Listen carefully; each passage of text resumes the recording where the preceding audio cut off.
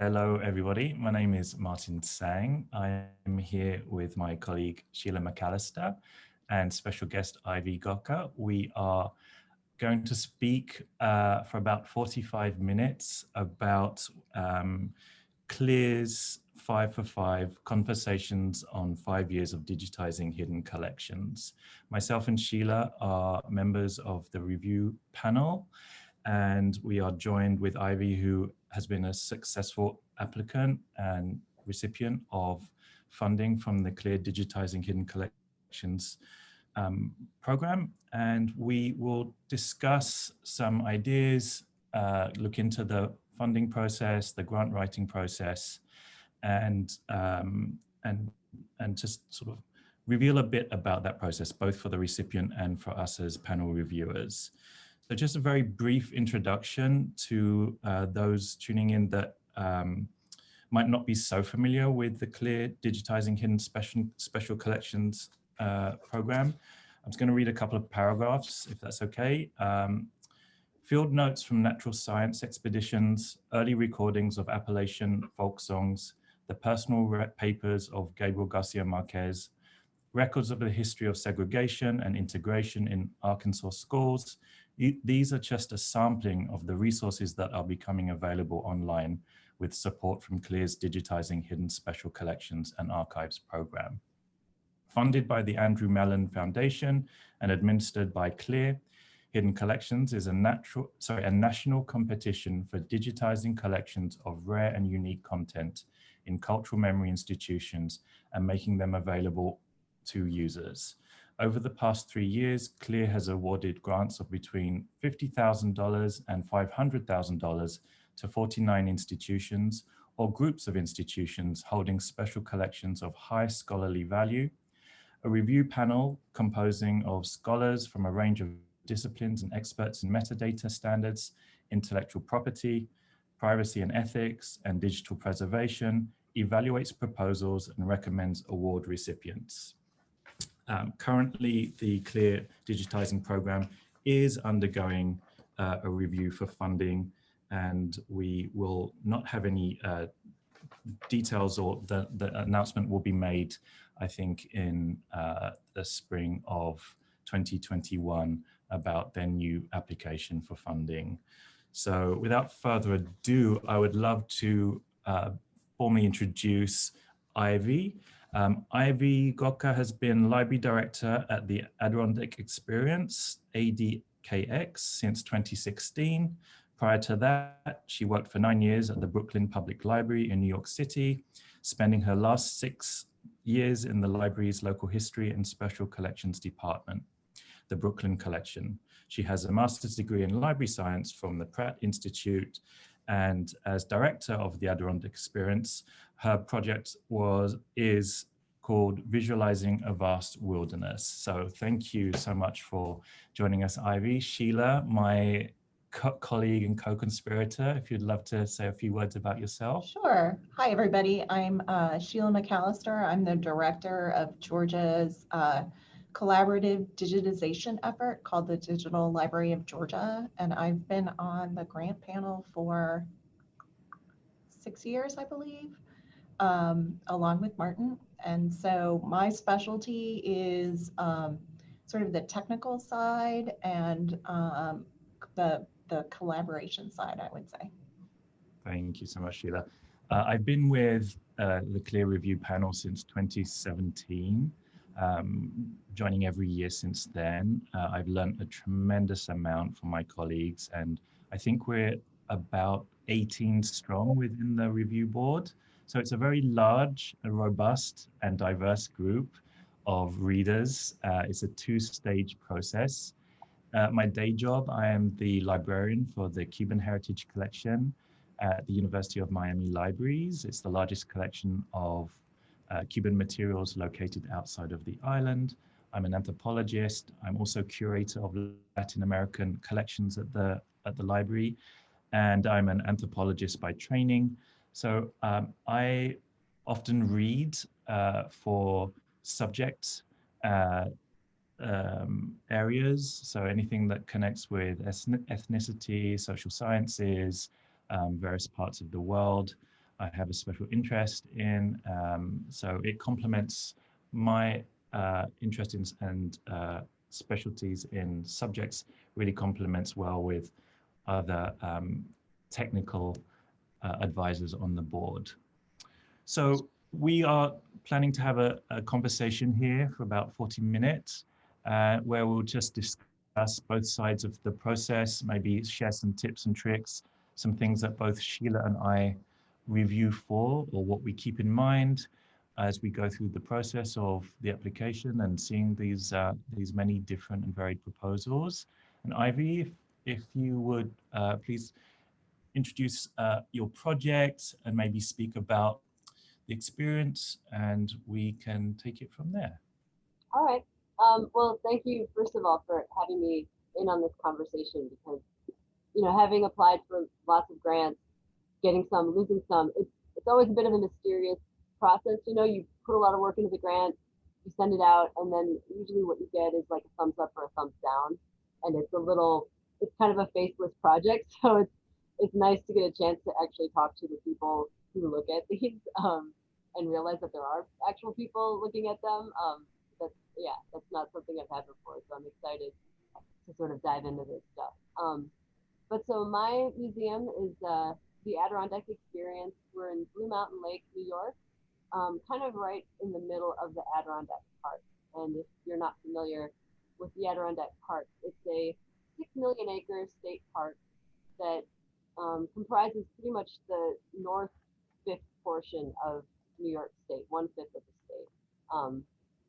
And it's part wilderness, but also inhabited by people. So it's unlike national parks because it mixes private and public property.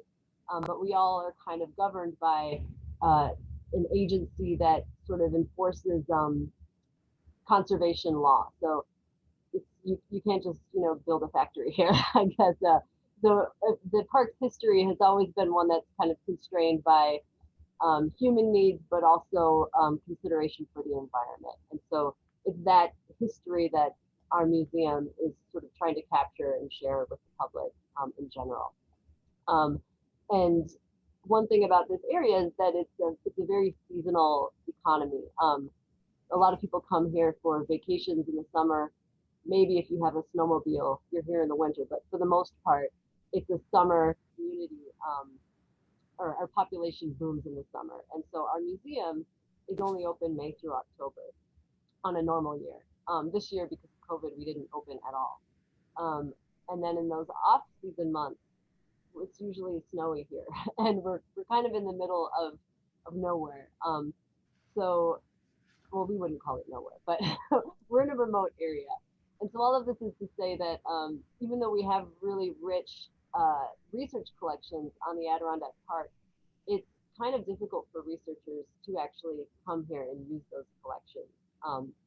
I'm here year round, but like I said, in the wintertime, there's snow everywhere and there's not very many places to stay. The nearest airport is 2 hours away. So it is kind of incumbent on us to figure out ways to share our collections digitally as much as possible.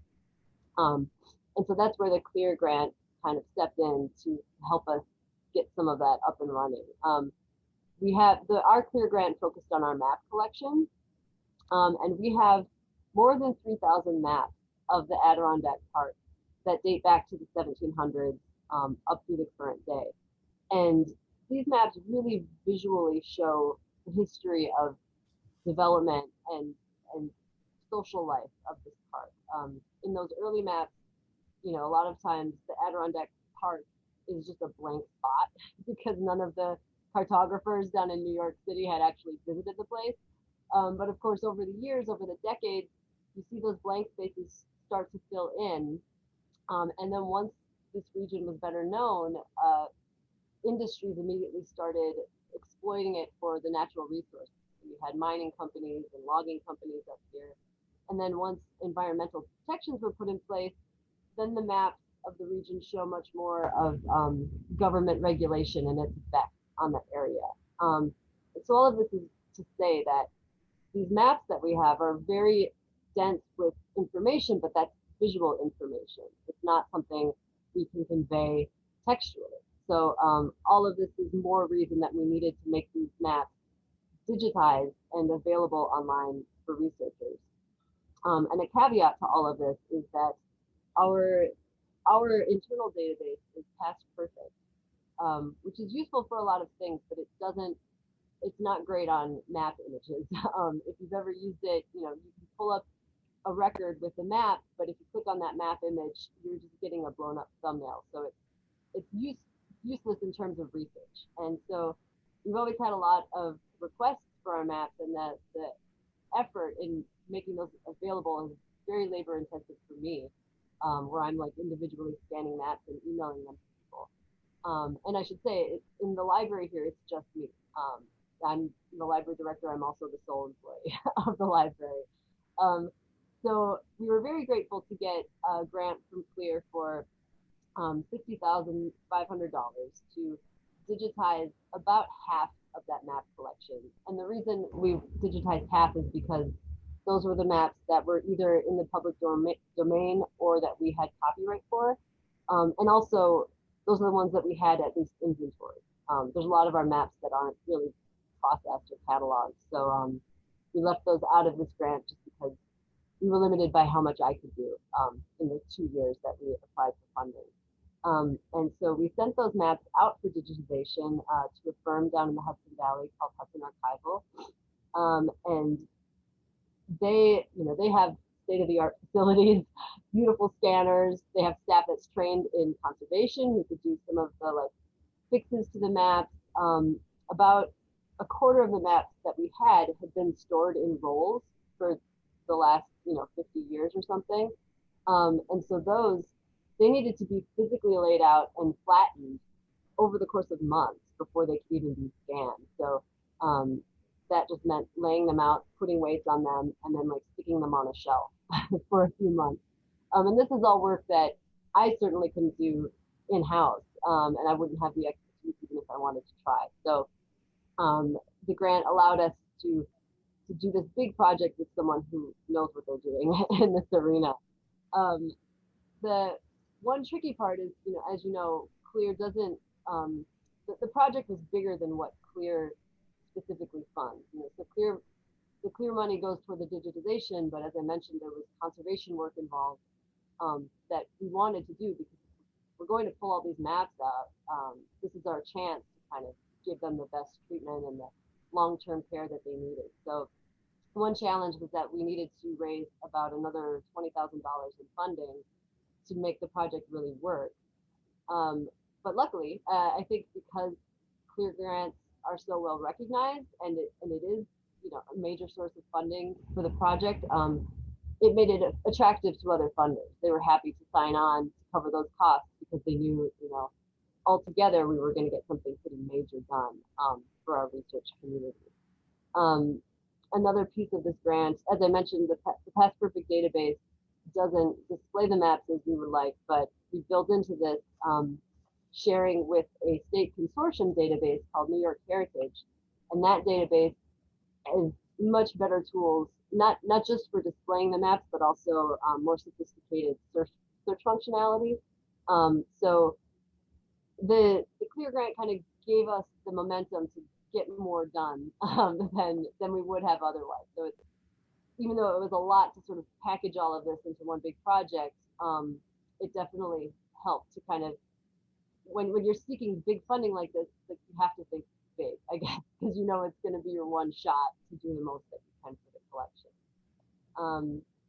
But I guess one question I have for you two, when I'm planning a grant, especially one this big and this important, you want to come across like you really have your act together. And so I always try to, I want to account for every penny that I'm asking for. So I'll submit a proposal with, estimates from the vendors I'm going to work with. I'll work out any mileage. I try to really account for everything. And the problem with that is that, once you're doing the work, inevitably stuff happens and new costs pop up that you weren't expecting, but you're kind of locked into this, specific number. So I guess I'm wondering, if you have insight as to how, when you're applying for a grant, if there's ways that you can build in some wiggle room while also, appearing that you are accounting and accountable for the work you're doing. So one thing that I would say is it's super helpful to check out calculators and stuff like that. But for example, like the Digital Library Federation has done. But when I'm writing grants, I add 25% more time on top of that because, well, look at COVID. I mean, it's, where my institution, it has a grant from the NEH's National Digital Newspaper Program. And, we've been out of our office for 6 months. And, that has sort of pushed our timeline back a little bit. So another thing that I like to do is always build in more ramp up time than you think you need. So I think one thing that I do see with a lot of applications that I've seen in the past is that people don't even actually put in ramp up time.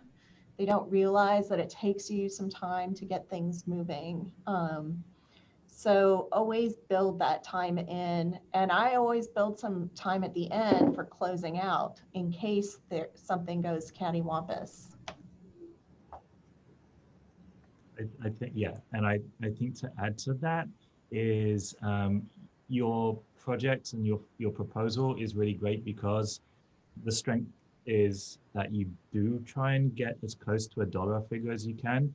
The flip side that we often see is where larger organizations, and I'd love to touch on the sort of scale of your organization, right? You mentioned that it's you basically, but some of the larger sort of proposals that we receive, they see our cap or the maximum as a goal, right? So I look a lot more closely at those that have a rounded out $250,000 price tag or even a $500,000 price tag attached to it, because they have not done the same level of work that you potentially have, in getting quotes and looking at all of those things.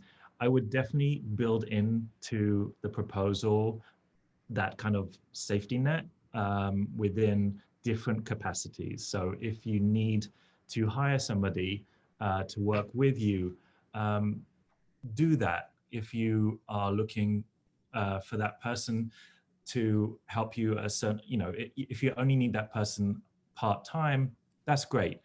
Another thing to mention is that sometimes people try to cut costs in proposals in the wrong way. They think if they can hire part-time labor to avoid benefits, or that they rely on students for obviously a lot more skilled and technical work, that doesn't read favorably to us, right? So because they're kind of paying salaries perhaps, or paying vendors to do their work, but they're not allocating a decent amount of money for other people to do work and also have a decent amount of income from it.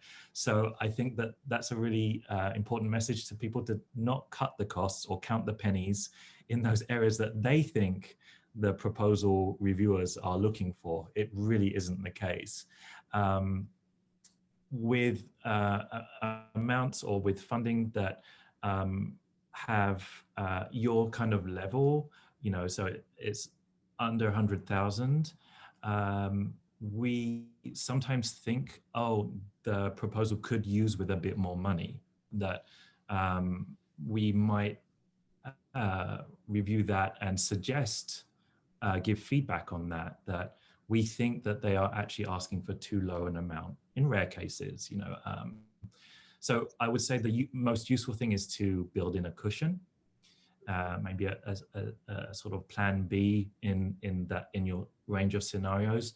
And I've always felt that a very detailed timeline that's in the proposal really helps, like a step-by-step, not just in 2021 I will do this, but monthly, it kind of does show the steps, and maybe it shows us where we could offer some advice in the cost saving or cost promoting in those areas. Yeah, I will say for us, when I was developing the timeline, our project involved multiple shipments of these maps down to the vendor. And when that would happen, the vendor would come up with a van, and they had portfolios that they put the maps in and take them out. So they could only take, 400 or 500 maps at a time, which was fine for me because I was also kind of processing these maps as they went out. But the thing I had to account for was winter weather. So we had to plan it so that they weren't going to try to come up here to get maps from November through April, pretty much. And actually, we lucked out because I sent the last shipment of maps down to them. We had nice weather in February, so they came and got maps. And then, 2 weeks later, everything shut down because of COVID. So we were lucky to get the last of our work out to them before, the whole world fell apart. But so I didn't think I was building time into the timeline, but it ended up working out that way. Thankfully, I applied for a 2-year grant. I don't think I could have done this in 1 year. So yeah, that ended up working out. So if you wouldn't mind, Ivy, could you tell us a bit about the experience of the grant process? And again, you are from a very small institution. This program, it does attract a lot of applicants. It also attracts a lot of applicants from well-established, larger, often collaborative organizations and institutions. And we're so thrilled to be speaking with you today because you represent the smaller organizations where you literally have to do everything yourself. And we can talk a bit more about how we receive those and we read along those lines as well, right? Because we in this large and diverse review panel, we have experts from across the board. We're very lucky to be working with such amazing leaders, but we definitely do take into account your time, your abilities as in institutional support, right? So could you maybe tell us a bit about your own experiences of applying and noting that it is a 2-stage process, right? Yeah. Well, so for me, it was interesting because I started here late in 2016, and I'm trying to, because it's a 2-stage application process. I feel like I hadn't been here very long when I started working on the grant, and so for the first round, I kind of came up with the bare outline of this based on what I knew at that point when I'd been working here for maybe a year at most. And then by the time the second round came around, I don't remember how much time had passed in between there, but by the time the second round of the grant application came, I knew a lot more about what I was doing here. Because thankfully, in the time that had passed, I'd gotten to know the map collections better. I'd kind of gotten to know our own systems better here. But yeah, I should step back and say so this museum has 33 year-round staff members, and I'm the only person who works in the library. We do have a curatorial department, and those people have some of the same skills. They do cataloging and stuff like that as well, but we certainly don't have a grant writer who I could just tell this to and they would whip it out for me. And in the past, I worked for Brooklyn Public Library, which is a really large organization that's you pitch your project to the department that writes the grants, and they'll do that work for you. So this was one of my first experiences doing the kind of soup to nuts planning for a project. But I would say the nice thing about that is that I had control over that process. So it wasn't. I feel like I knew this grant really intimately because I had conceived the whole thing, and all of the little details that had to be figured out. I was the one who had to do that. So by the time I submitted that second round proposal, I felt very confident that if we got the funding, I was going to be able to execute the project because it was really all in my head. And I think it was I think after the first round, I did get feedback from the reviewers. I think there was a document that had a few comments, and those were really helpful to give me a sense of like where which parts of the grant were headed in the right direction, and maybe areas that I didn't need to invest time or effort into, kind of helped steer my thinking, for sure. That's amazing. So there's the two rounds basically. The first round, we receive, so as reviewers in the first round, I think we review about 20 to 25 proposals, and these are decent, weighty, hefty proposals, right, that take you a good few months to put together. And at that point, there's two reviewers at least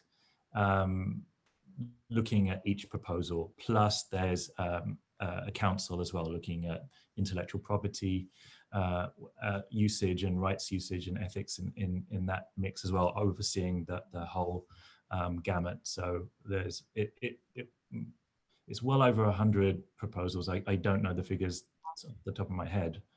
And then we make comments, extensive comments, according to our knowledge and our expertise to strengthen that proposal to the grant writers. We will recommend who will go forward in the next stage. We will sometimes debate, should one go forward or not? And we look at the package holistically, again, looking at the institution, look at the collaboration, looking at the material, right, to see if it's timely, if it is indeed hidden, if there is a clear and concise need for that material to be shared, maybe with different audiences. Has the writer expressed that clearly, right? It's not just we've received a collection, or we've discovered we have these boxes and we need to do something with it, let's try that. The materials definitely have a need to be out there and need to be experienced and used and available for research without limits, right? So these are definitely some of the larger frameworks that we see. And then once the number of proposals have been sorted into those that will move forward, perhaps we'll give comments that this grant should be rewritten or reconsidered, or maybe just negotiated a bit more and resubmitted. But in all of those cases, we try and give as much supportive comments, and having at least two reviewers and potentially three gives that different ideas of feedback as well, so that what I will be reading for might be different from what Sheila might be reading for.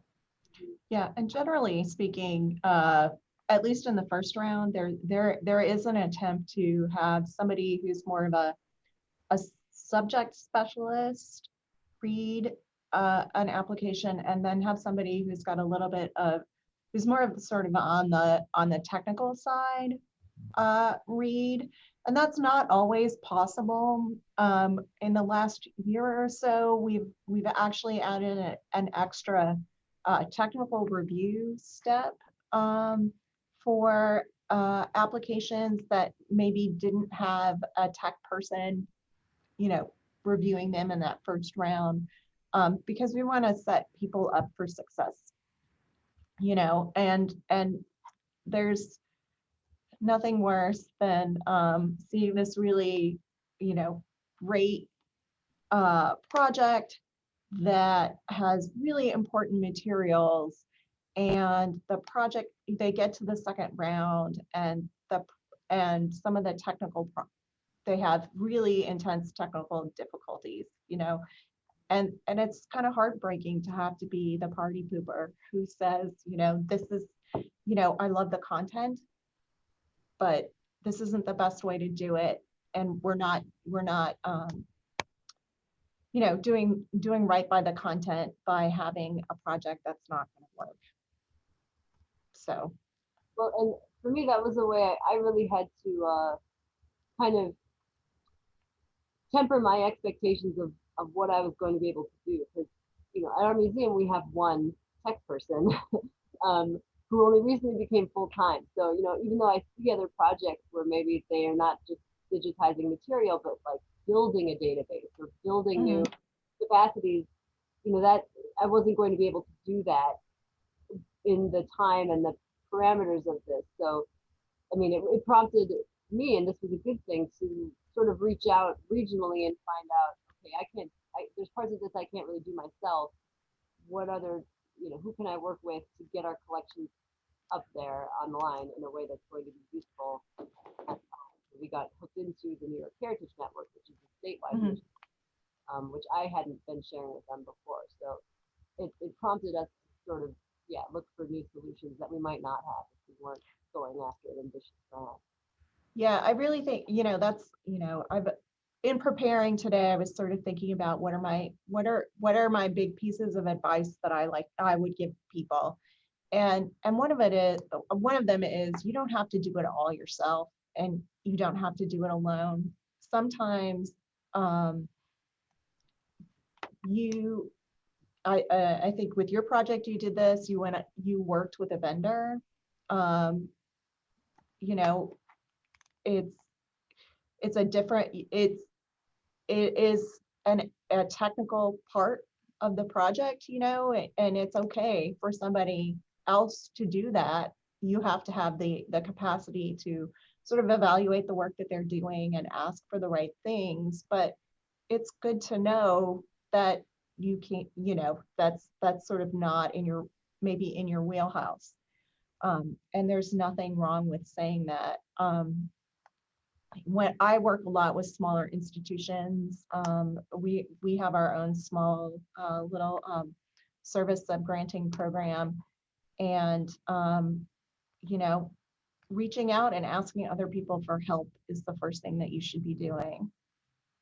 You know, it's that kind of like that you know, a good manager is not somebody who knows how to do everything. It's somebody who knows who to ask to make the right decisions. And so I think, you know, the fact that you guys really you were very sort of institutionally self-aware and unafraid to go and talk to other people and to seek out help is really a testament to what a great project this is.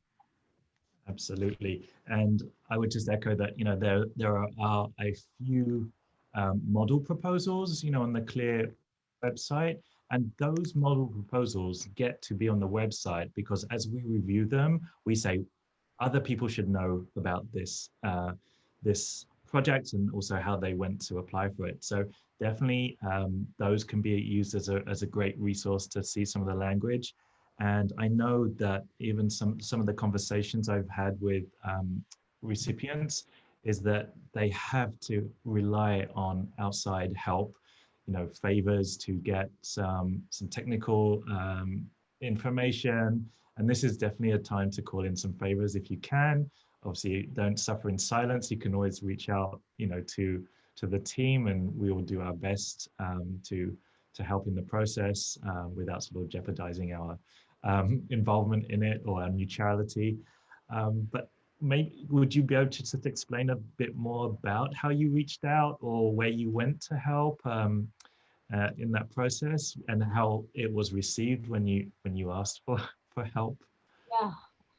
Well, I mean, for the longest time, it felt like we were kind of stuck with these map collections.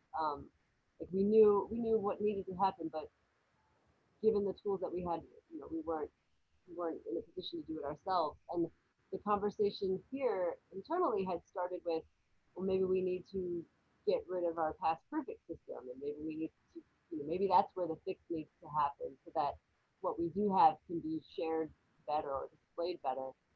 And then, of course, internally we looked at, you know, different database systems and the costs and the effort that would be involved in migrating, and that idea kind of became dead in the water. We weren't going to do that. So, I mean, thankfully, we have a regional library consortium in the North Country here that's really just here to serve all of the library types. And so I became involved with that group once I moved up here for this job, and just talking to those colleagues, made me aware of all of the services that they had, which included this CLIR Heritage database. And so even though, you know, the grant that I conceived wasn't a collaborative grant in that we were, you know, it wasn't built that way.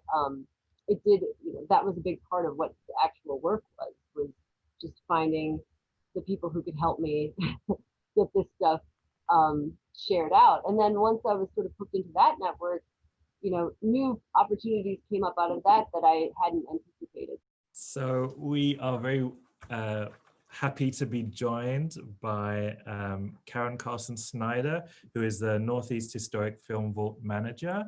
And Karin and her team were successful in receiving funding for their project, The Woman Behind the Camera, Home Movies and Amateur Film by Women 1925 to 1997.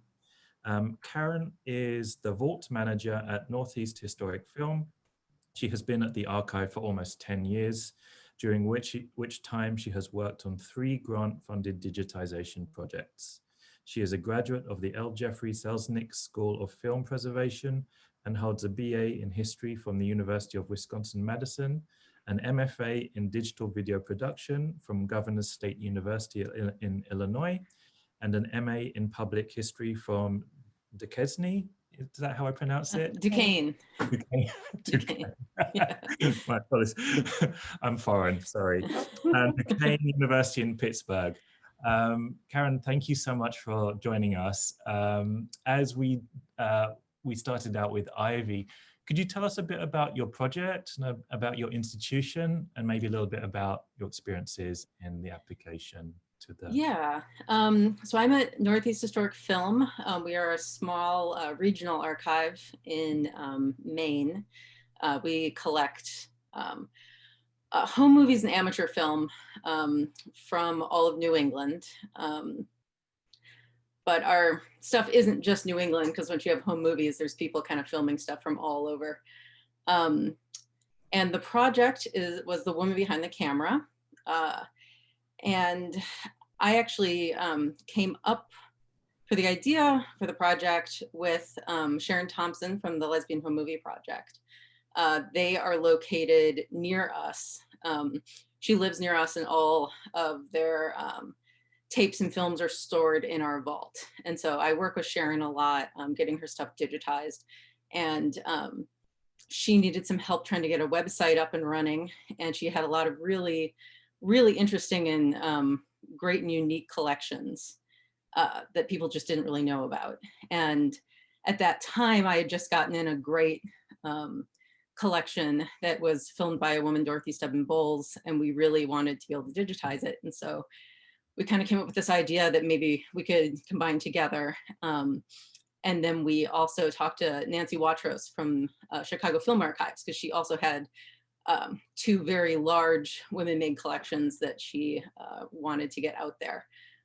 So that's kind of how it started, and then we built from there. I wrote a lot of the technical stuff, and you know, we kind of collaborated too when we were writing it, because we also leaned on Sharon Thompson, because she knew a lot of you know, people in women's studies and LGBTQ studies, that she was able to kind of reach out to some of the people who could speak to those themes. Yeah, for sure. And it also goes to show the wide range of materials, right? So we have maps, we have audio-visual, analog, video.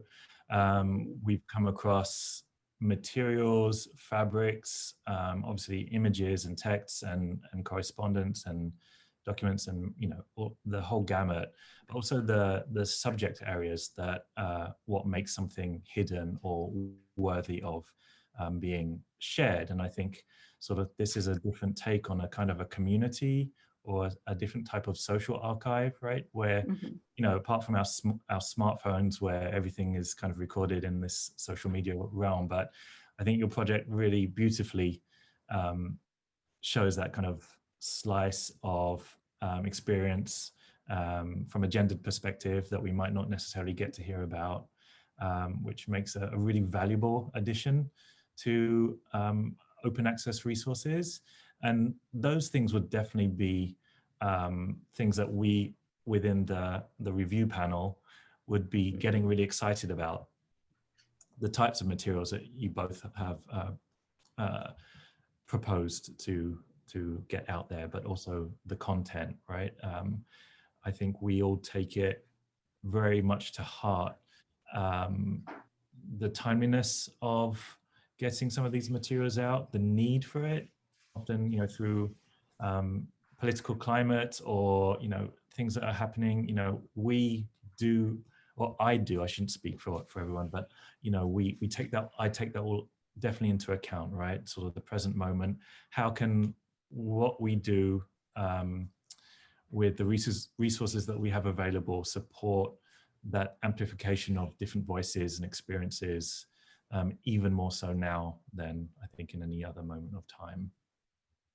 Yeah, I know that the political environment affected our grant a bit, just in that when we were planning it in early 2016, not really for us so much, but for Sharon at Lesbian Home Movie Project, a lot of her donors were very excited about the project, and then were a little less so after the election. They were still excited about it being digitized, but they were less excited about everything being available online for anyone to view. And so that took a lot of work, kind of convincing people, getting their trust and convincing people to come back on board with their material. And you're now, well, this project is completed. So yes. Has there been, what's the feedback like and your experience being a post-completed project? It's been good. And the way that the way that she kind of worked around it was being very particular with each of the collections. And we had everything for Lesbian Home Movie Project. It was all digitized and it was all put online, but specific things with what donors said had to be, they had to have permission for people to view them. And so some stuff was just put that way. And the longer the project has been up, some of those people have started to just let their stuff be viewable without permission. They seem to have more trust with it once they actually saw everything up and they saw how it was handled. And so it's been really good. So, yeah, and we actually, even just during the project, got several new donations given to us as people heard about it. Yeah, that was great too. We had people calling us up from different spots in the country, and we were able to, there was one person who had a collection, they were in Michigan, and they read about us in Atlas Obscura, because Atlas Obscura did a piece on us. And it was great because their stuff actually worked really, it was much better for Chicago, so then we were able to send them that way.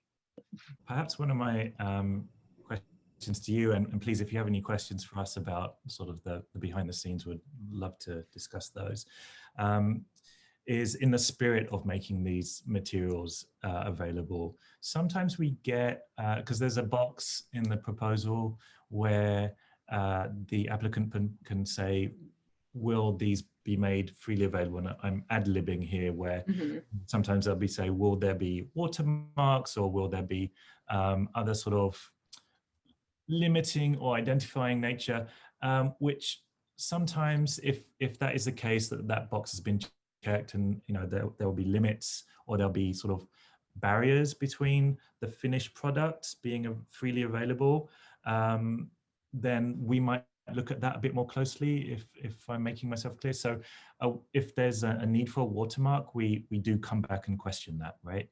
If for example, Adirondack maps, you're giving a huge, you're filling in this amazing gap, right? Where you literally said Ivy in the past, it was just this blank space. And because of these 1,500 or so maps that you are now putting online that are in the public domain, you're making sure that you're having this contribution out there that can be used without limit, right? And I would say, from my perspective, I really appreciate that is in the application, because then, for this institution that hadn't been sharing stuff digitally very freely or widely before, I can go to my director and say, if we want the funding for this project, we're going to be the best candidate if we agree to share this, which is what I always want to do. I want to put everything out there everybody.